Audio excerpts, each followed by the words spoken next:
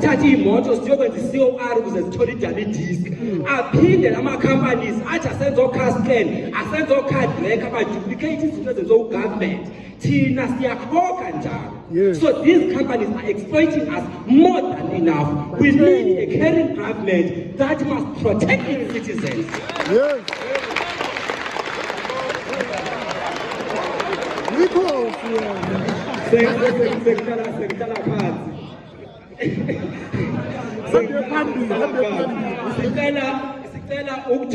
In terms of the criteria, the unemployment is very high in this country, but umhobolo is also very high in this country.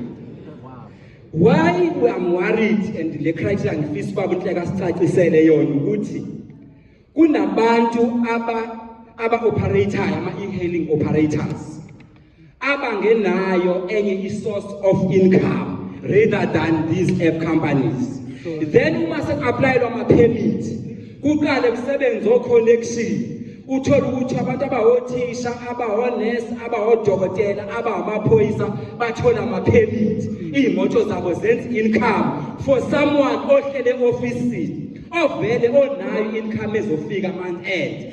Then bese kufika umuntu ongenayo any source of income kuthiwe the limit has been reached. Umuntu ongenayo any source of income angayitholi permit, but i-permit inikwe abantu abasebenzela u-government. How are we going to prevent leyo nto ukuze senze sure ukuthi abantu abathola ama-permit abantu who solely rely kule business bathathu abantu abavela bane-income banikwe 2 streams of income bese abantu abakhona